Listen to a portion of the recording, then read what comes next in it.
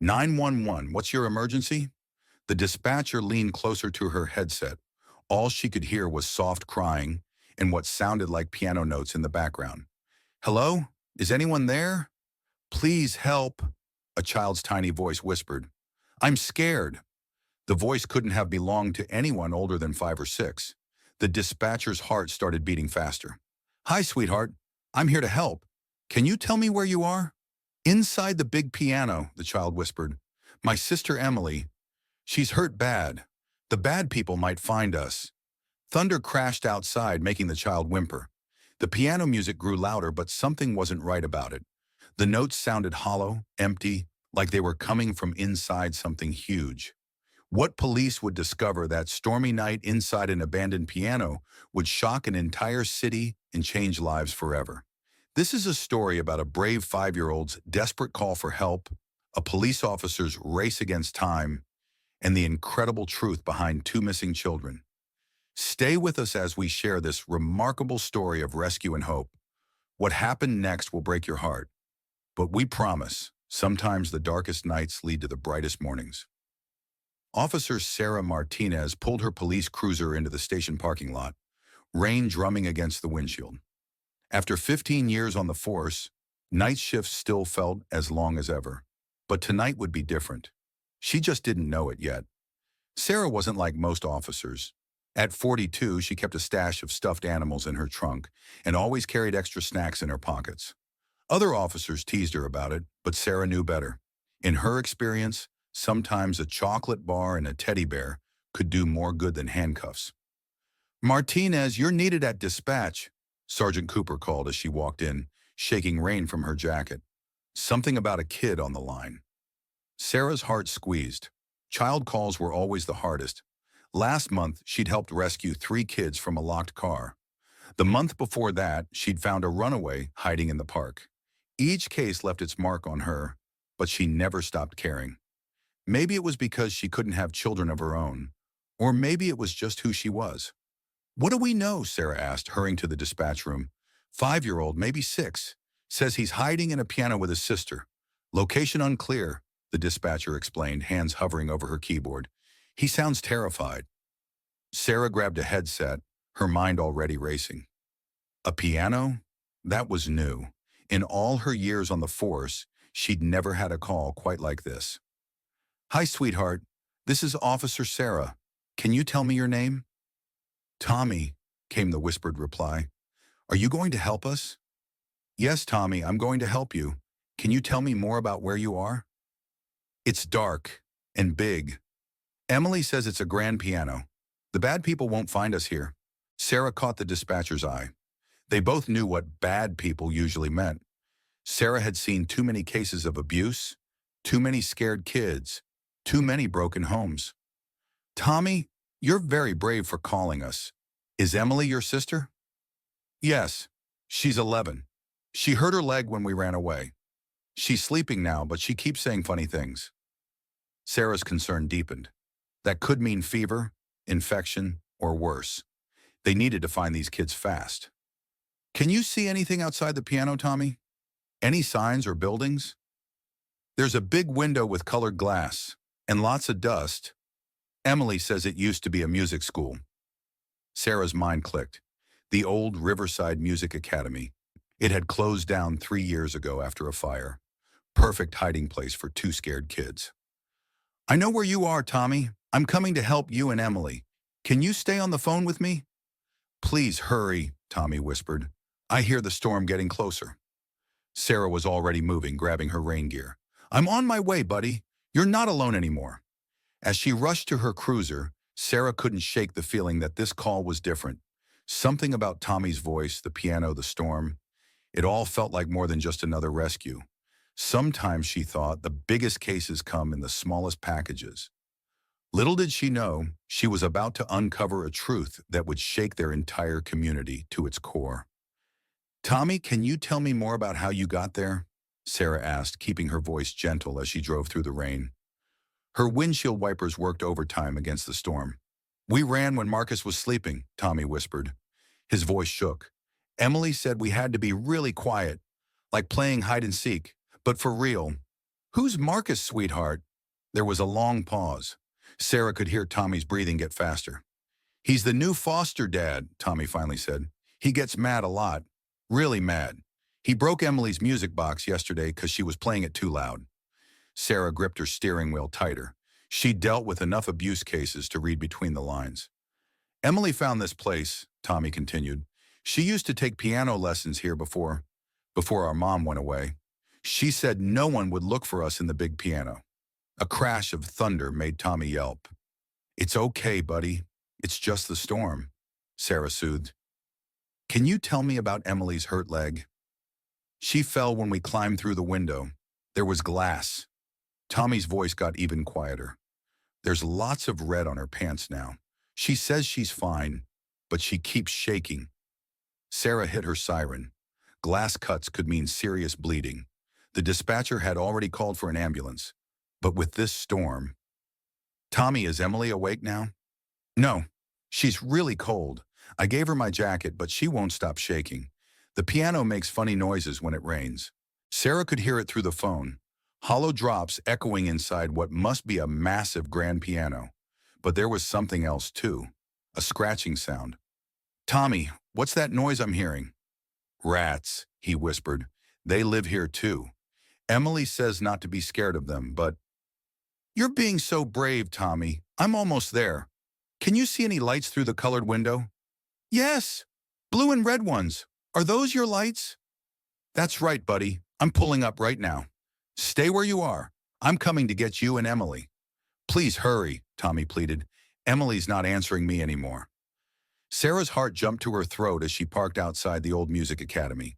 The building loomed dark against the stormy sky, its stained glass windows reflecting her patrol car's flashing lights. Time was running out. She had to find them fast. Sarah grabbed her flashlight and radioed for backup. Dispatch, I'm at Riverside Music Academy. 2 children inside, one possibly unconscious. Starting search now. The old building's front door was chained shut, but Sarah spotted the broken window Tommy had mentioned. Glass crunched under her boots as she carefully climbed through. Her flashlight beam cut through the darkness, revealing a once beautiful lobby now covered in dust and cobwebs. Sheet music scattered across the floor, rustled in the draft from broken windows. Tommy, she called out softly. It's Officer Sarah. No answer, but somewhere deep in the building, she heard that hollow piano sound again. Following her flashlight, Sarah moved deeper into the building. Her training told her to wait for backup, but Emily's condition made every second count. The floor creaked under her feet as she passed empty practice rooms, their doors hanging off hinges. Then she saw them. Tiny footprints in the dust. 2 sets, one bigger, one smaller. In places, the larger prints showed drag marks, confirming Emily's injury. Drops of something dark stained the floor beside them. Tommy, honey, make a sound if you can hear me. A faint tapping echoed through the halls. Sarah followed it, her heart pounding. The footprints led upstairs to what must have been the main performance hall. The room was huge, with rows of broken chairs facing a stage.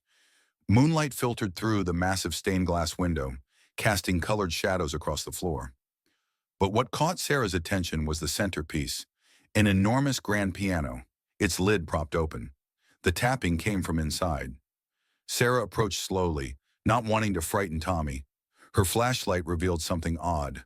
Scratch marks on the piano's inner walls, like someone had been keeping track of days. Tommy? It's Officer Sarah. I'm right here. The tapping stopped. Then came a whisper, so quiet she almost missed it. Emily won't wake up. Sarah reached the piano and looked inside.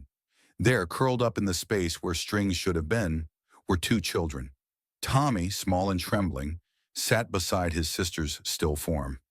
They'd made a little nest with old stage curtains and what looked like stolen blankets. Emily's face was pale, her leg badly cut and swollen. Tommy had tried to wrap it with his own shirt. Oh, sweetie, Sarah breathed. You did such a good job taking care of your sister. Let's get you both out of there. Tommy shook his head frantically. What if Marcus finds us? Marcus isn't here, Sarah assured him, and I won't let anyone hurt you ever again. That's a promise. She reached into her pocket and pulled out a chocolate bar, one of many she always carried. Here, You must be hungry. Tommy's eyes went wide at the sight of food. Slowly, carefully, he reached for the chocolate. Can you help me get Emily out? Sarah asked gently. The doctors need to look at her leg. Thunder crashed outside, making Tommy jump, but he nodded bravely and started crawling towards Sarah's outstretched arms. That's when they heard it. Footsteps in the hallway. Heavy ones.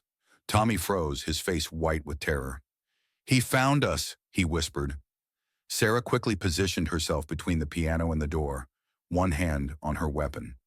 She'd promised these kids safety, and she meant to keep that promise, no matter what. The footsteps grew closer. Police! Show yourself! Sarah called out, her voice firm and steady despite her racing heart. Officer Martinez? A familiar voice responded. Relief flooded through her as Officer Mike Chen appeared in the doorway, flashlight in hand. Backup's here. Paramedics are right behind me. Tommy was still frozen, half in and half out of the piano. It's okay, Sarah assured him. That's my friend Officer Chen. He's here to help too. Sarah turned back to Mike. I need the medics now. We've got an unconscious 11-year-old with a severe leg injury. As if on cue, two paramedics hurried in with their equipment. Sarah helped Tommy climb out completely, keeping him close as the medical team worked to carefully extract Emily from the piano. In the better light, Sarah could now see the full extent of their hiding place. The children had created a small home inside the gutted piano. There were drawings pinned to the wooden walls, a makeshift bed made from stolen cushions, even a small collection of food wrappers and water bottles. But what broke Sarah's heart were the messages scratched into the wood. Please help us. We're sorry, Mom. Day 12, Emily's leg getting worse. Don't let him find us. The paramedics lifted Emily onto a stretcher. Her skin was burning with fever, the cut on her leg angry and infected. Tommy wouldn't let go of Sarah's hand as they watched. She needs immediate transport, one paramedic said. Severe infection, possible sepsis. I want to go with her, Tommy cried, his brave facade finally cracking. Don't take her away. Sarah knelt down to his level. We're all going to the hospital together, okay? Emily needs doctors to make her leg better, but I promise you won't be alone. As they headed toward the ambulance, Sarah noticed more details about the children. Their clothes were dirty and torn, but she could see they'd tried to stay clean using bathroom sinks. Tommy's shoes were wrapped in duct tape to keep them from falling apart. Both kids were painfully thin. How long were you living in there, Tommy? Sarah asked gently as they rode in the ambulance. Emily says 12 days, he whispered, but maybe more. We took food from the store when no one was looking. Emily said it was wrong, but we were so hungry. Sarah squeezed his hand. You did what you had to do to survive. Is Emily going to die? Tommy's voice cracked. No, sweetheart. The doctors will help her get better. Sarah pulled him closer as he finally broke down crying. You're both safe now. Mike had stayed behind at the piano to document everything. His voice crackled over Sarah's radio. Martinez, you need to see this. Found a phone hidden in the piano. Looks like they recorded videos. Sarah's stomach tightened. Evidence of abuse, maybe. But that would have to wait. Right now, these kids needed her. The ambulance raced through the storm, sirens wailing. Emily hadn't stirred once, her breathing shallow. Tommy had finally fallen asleep against Sarah's side, exhausted from his ordeal. Looking at them, Sarah made a silent vow. Whatever these children had been running from, whoever had hurt them so badly they choose to live in a piano rather than stay in their foster home, they would face justice. But first, she had to make sure these kids survived the night. At the hospital, doctors rushed Emily into emergency surgery. Her leg infection had spread dangerously, and she needed immediate treatment. Tommy refused to leave Sarah's side, clinging to her hand in the waiting room. Can you tell me about Marcus? Sarah asked gently, while a kind-faced nurse cleaned the cuts on Tommy's feet. Tommy stared at the floor. He came 3 months ago, said he was going to be our new dad. His small hands balled into fists. But he was mean. Really mean. How was he mean, sweetheart? He locked up all the food, said we had to earn it. Tommy's voice got quieter. Emily tried to protect me. When I cried because I was hungry, she'd sneak me crackers. But when Marcus caught her, Sarah felt sick to her stomach, but kept her voice calm. What happened then? He hurt her arm, twisted it real bad. Tommy looked up with tears in his eyes. Emily played piano. She was really good, but after he hurt her arm, she couldn't play right anymore. That made him even madder. The nurse finished bandaging Tommy's feet and quietly left, wiping her eyes. What about your foster mom? Sarah asked. Miss Janet was nice at first, but then she started taking the sleepy medicine. She'd sleep all day and didn't stop Marcus when he got mad.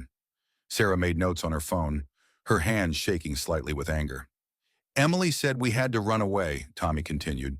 She remembered her old music school, said the piano was big enough to hide in, and nobody would look there. That was very smart of her. Tommy nodded proudly. Emily's really smart. She took food and blankets little by little, hid them in her school backpack.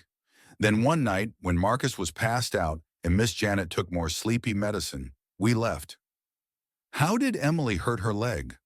The window was high up. She helped me climb through first, but when she came after, Tommy sniffled. There was lots of glass. She said it didn't hurt much, but I saw her crying when she thought I was sleeping. A doctor appeared in the doorway. Officer? Emily's out of surgery. She's asking for her brother. Tommy jumped up, then winced at his sore feet. Sarah lifted him easily. Is she okay? Tommy asked anxiously. She's going to be fine, the doctor smiled. We cleaned out the infection and stitched up her leg. She'll need physical therapy, but she should make a full recovery. In the recovery room, Emily lay pale but awake. When she saw Tommy, her whole face lit up. You did it, she whispered hoarsely. You got help. Tommy squirmed down from Sarah's arms and carefully hugged his sister. I was scared, but I remembered the number you taught me, 911. Emily looked at Sarah over her brother's shoulder. Thank you for finding us, she said. Are they going to send us back? No, Sarah said firmly. You're never going back there. I promise. For the first time since Sarah found them, both children truly relaxed. Whatever happened next, at least they knew they were safe. But Sarah's work was far from over.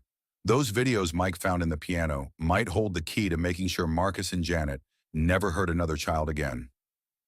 While Emily and Tommy slept in their hospital room, Sarah met with Mike in the hospital cafeteria. He placed a battered phone on the table between them. You need to see this, Mike said grimly. The kids documented everything. The video started 3 months ago. Emily, filming secretly, captured Marcus screaming at them for making noise, throwing their food in the trash as punishment, and worse. The last video showed him grabbing Emily's arm when she tried to practice piano.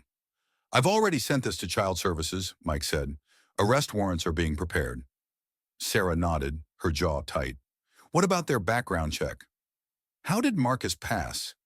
He didn't. Mike's face darkened. Janet falsified the documents. She was desperate for foster parent money, and Marcus had a record she helped hide. Sarah's phone buzzed. A text from the hospital social worker. Kids asking for you. Emily wants to talk. Back in the hospital room, Emily was sitting up looking stronger. Tommy was curled up asleep beside her. Officer Sarah, Emily's voice was small. There's something else you need to know. Sarah sat carefully on the bed's edge. What is it, sweetheart? There were others before us. Emily's hands twisted in the blanket. We heard Marcus and Janet talking. Other foster kids who didn't work out. They moved around a lot, taking in kids for the money, then... Sarah took Emily's hand. You're very brave for telling me this. Do you remember any names? Emily nodded slowly. They kept papers in a locked drawer. I saw them once when I was looking for food. I took pictures with the phone. She glanced at Tommy. I had to protect him. He's all I have left. Sarah squeezed her hand. You did the right thing. Those pictures will help us find the other kids. Just then, Mike burst into the room. Martinez, we've got trouble. Marcus and Janet are gone. Neighbors say they left in a hurry right after the kids disappeared. They could be anywhere by now. Emily's face went white. Tommy stirred in his sleep. Hey, look at me, Sarah said firmly to Emily. They can't hurt you anymore. We're going to find them. But what if they get more kids? Emily's voice shook. What if... That's not going to happen, Sarah promised. Every police department in the state is looking for them. And you know what? You helped us. Those pictures you took, the videos. You're helping us protect other kids. Emily's chin lifted slightly. Really? Really? You're not just victims, Emily. You and Tommy, you're heroes. For the first time, Emily smiled. A real smile that reached her eyes. Sarah's phone buzzed again. A text from the station. Possible sighting of suspects at bus station in Clayton County. I have to go help catch them, Sarah told Emily. But I'm leaving Officer Chen right outside your door. Nobody's getting past him, okay? Emily nodded bravely. Go get them. Sarah stood, then paused. She pulled her card from her pocket and placed it on the bedside table. If you need anything, anything at all, you call me. Day or night. Promise you'll come back? Emily asked quietly. Sarah looked at these two brave kids who'd survived so much, who'd protected each other when nobody else would, who'd trusted her with their story. I promise, she said, and she meant it with all her heart. As she left to join the manhunt for Marcus and Janet, Sarah knew one thing for certain: these kids wouldn't just be another case file. Somehow, some way, she'd make sure they got the happy ending they deserved. The real rescue operation was just beginning. 3 days passed. Emily grew stronger, the color returning to her cheeks. Tommy rarely left her side, except when the kind nurses took him to the children's playroom. Sarah visited whenever she could, between searching for Marcus and Janet. On the fourth morning, Dr. Roberts came to check Emily's leg. The infection's completely gone, he smiled, examining the healing wound. And look at this. Try to move your toes for me. Emily wiggled her toes, then grinned in surprise. It doesn't hurt anymore. You'll need some physical therapy, Dr. Roberts explained, but you're healing beautifully. How's the arm? Emily flexed her right arm, the one Marcus had twisted. Better. The exercises are helping. She's been practicing her piano fingers, Tommy announced proudly from his spot next to her. He demonstrated the finger exercises the music therapist had taught them. Sarah, watching from the doorway, felt her heart warm. These past few days, she'd learned more about the children. Emily had been a piano prodigy before Marcus destroyed her confidence. Tommy loved drawing and had covered their hospital room walls with colorful pictures. Officer Sarah! Tommy spotted her and waved excitedly. Emily can move her toes again. Sarah came in carrying 2 small gifts behind her back. That's wonderful news, and I brought something to celebrate. She handed Tommy a toy police car and gave Emily a small electronic keyboard. Emily's eyes went wide. Is this for me? The music therapist said you can practice on it while you're healing, Sarah explained. It's not as big as a piano, but... Emily hugged it to her chest, tears in her eyes. Thank you, she whispered. Just then, Mike appeared in the doorway. His face told Sarah he had news. Stay here, kids. I'll be right back, she said. In the hallway, Mike showed her his phone. We found them. State police picked them up trying to cross the border into Canada. They had fake IDs and $50,000 in cash. Sarah let out a breath she felt like she'd been holding for days. And the other kids? From Emily's pictures? We've identified 6 other foster children over the past 2 years. We're tracking them down now. Some are back with relatives, others... Mike shook his head sadly. Sarah glanced back at Emily and Tommy, who were exploring the keyboard together. What happens to them now? Child Services is looking for placement, but... Mike hesitated. Their caseworker mentioned you asked about fostering requirements. Sarah nodded slowly.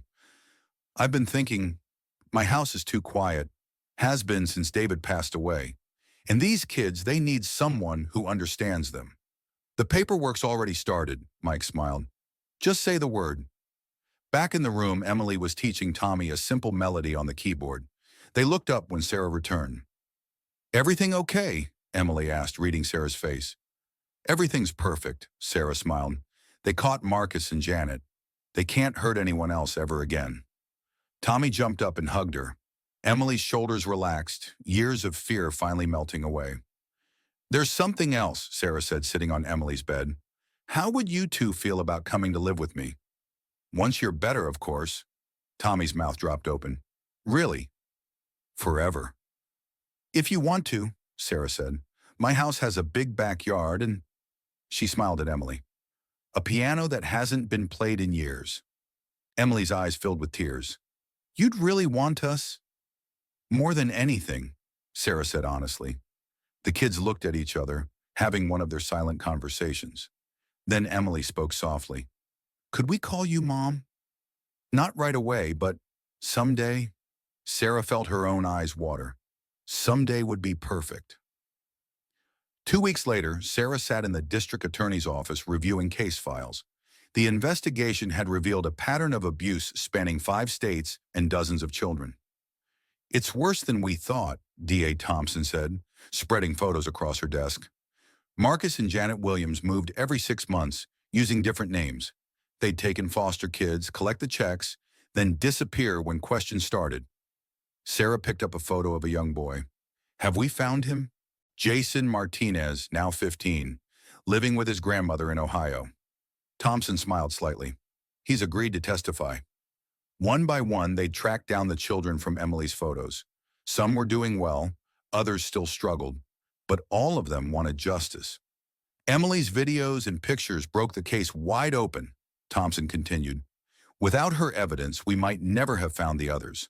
How is she doing? Sarah pulled out her phone, showing a video from that morning. Emily sat at Sarah's old piano, carefully playing scales. Tommy sat beside her, turning pages of a beginner's music book. Getting stronger every day, Sarah said proudly. The physical therapist says her arm is healing well, and Tommy, she chuckled, he's decided he wants to be a police officer. Like his new mom? Thompson smiled. Sarah's heart warmed at those words. The fostering paperwork was almost complete. Soon it would be official. We've got them both in counseling, Sarah added. There are still nightmares, trust issues, but they're survivors. Speaking of survivors, Thompson pulled out another file. We found something interesting about their birth mother. Sarah leaned forward. The kids rarely spoke about their mom, except to say she'd gone away. She didn't abandon them, like Marcus and Janet claimed. She was in a car accident 3 years ago, ended up in a long-term care facility in Oregon. She's been trying to find them ever since she regained consciousness. Sarah's hand flew to her mouth. She's alive? Does she want to see them? Yes, but she understands her condition means she can't care for them full-time. She just wants to be part of their lives. Sarah nodded firmly. Of course. The kids should know their mom is alive and loves them. There's more, Thompson said. The accident? It wasn't an accident. Marcus was driving the other car. He disappeared from the scene. That's how he found the kids later. He'd been tracking them. Sarah felt sick. He planned this? All of it. Looks that way. We're adding attempted murder charges to the list. Thompson closed the file. The trial starts next month. Emily and Tommy won't have to testify in person. We'll use their videos, but they'll need support. They'll have it, Sarah said firmly, every step of the way. As she drove home that evening, Sarah thought about how to tell the kids about their mother. They'd been through so much already. She pulled into her driveway, hearing piano music from inside. Emily was playing Twinkle, Twinkle, Little Star, the first song she'd learned as a child. Tommy's voice sang along. Sarah took a deep breath.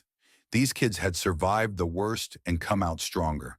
They could handle this truth too, especially now that they had someone in their corner. Together, they'd face whatever came next. 6 months later, Sarah's house had transformed. The once quiet rooms now echoed with piano music and children's laughter. Emily's recital trophies lined the mantel, while Tommy's police badge collection, gifts from the department, filled a special shelf. Today was special. Sarah stood in the kitchen, putting final touches on a cake that read, "Welcome home, Mom." In the living room, Emily and Tommy nervously straightened their new clothes. What if she doesn't recognize us? Tommy whispered to Emily. She will, Emily assured him, though Sarah heard the worry in her voice. The doorbell rang. Sarah opened it to reveal a woman in a wheelchair, Angela, the children's birth mother. Though the accident had left her partially paralyzed, her smile was bright and her eyes sparkled with tears. Mommy! Tommy's small voice broke the silence. Angela opened her arms, and both children ran to her. They collapsed in a tearful group hug, three hearts finding each other again. "My babies," Angela whispered, holding them tight. "I never stopped looking for you." Sarah watched from the doorway, her own eyes wet. This wasn't an ending. It was a new beginning. Angela would visit regularly, sharing stories and love with her children, while Sarah provided the stable home they needed. Later that evening, after Angela had gone back to her care facility with promises to return soon, the family sat together on their porch swing. "Sarah," Emily asked softly, "is it okay if we call both of you Mom?" Sarah hugged her close. "More than okay, sweetheart." "Can we play the special song now?" Tommy asked excitedly. Emily nodded and went to the piano. She'd been practicing a surprise, "You Are My Sunshine," Angela's favorite lullaby. As she played, Tommy sang, his clear voice carrying through the house. Sarah listened, remembering that desperate phone call 6 months ago. Who could have imagined that a broken old piano would lead to this? A family pieced together by love, trust, and second chances. The trial was over. Marcus and Janet would spend years in prison. But here, in this home, healing had already begun. Emily finished playing and ran back to the porch. "Did I do it right?" "Perfect," Sarah smiled. "Just like you two." Tommy yawned, curling up against her side. "Can we visit Mom again tomorrow?" "Of course," or Sarah said. "We're all family now." And they were. Different pieces fitting together to make something beautiful, just like the music that now filled their home. 1 year later, the courthouse was packed. Families filled every bench, many holding signs that read, "Foster Care Reform Now." At the podium, Emily stood tall, her voice clear and strong. "A year ago, my brother and I hid in a piano because we thought no one would help us," she said. "Today, I'm here to tell you that help is out there. Because of one police officer who cared enough to listen, dozens of children have been saved." In the front row, Sarah sat proudly between Tommy and Angela's wheelchair. Tommy wore a mini police uniform, complete with a real badge that Sarah's department had made specially for him. "The new Foster Care Protection Act will make sure what happened to us never happens to another child," Emily continued. "Background checks can't be faked anymore. Foster children will have a direct line to report abuse. And most importantly, they'll know they're not alone." The law passed unanimously. Reporters snapped photos as Emily hugged the governor, her smile bright and confident. So different from the scared girl on the piano. Later that evening, at home, Emily gave a private concert. Her fingers danced across the keys, playing the piece she'd composed herself, titled "The Piano's Secret." Tommy accompanied her on a small drum set, his newest passion. Sarah and Angela watched their children perform, both mothers' hearts full of pride. "Thank you," Angela whispered to Sarah, "for giving them the home I couldn't." "Thank you for sharing them with me," Sarah replied. The music swelled to its finale, and Tommy jumped up excitedly. "Mom! Mama! Did you hear how we didn't mess up once?" Both women clapped enthusiastically. This was their family now. Not perfect, but perfectly theirs. That night, as Sarah tucked the kids into bed, Tommy asked, "Do you think other scared kids will find help like we did?" Sarah kissed his forehead. "Thanks to you and Emily, they will. You turned your piano hiding place into a voice for change." Emily smiled sleepily. "And we got the best moms ever." Sarah turned off the light, leaving their nightlight casting star shapes on the ceiling. From down the hall came the soft ticking of the piano metronome, a sound that once meant fear, but now meant home. Sometimes, she thought, the most beautiful music comes from the most unexpected places. This story reminds us that heroes come in many forms. A brave 5-year-old making a desperate call, a sister protecting her brother, a police officer who went above and beyond, and a mother who never stopped searching for her children. It teaches us that sometimes the darkest moments can lead to the brightest futures. Emily and Tommy's courage not only saved themselves, but helped change the foster care system, protecting countless other children. Most importantly, it shows us that family isn't always about blood. It's about love, trust, and people who choose to stand by us when we need them most. If this story touched your heart, remember there are real children out there who need help. Pay attention. Listen. Speak up. One person who cares enough to act can change a life forever. We share these stories because they matter.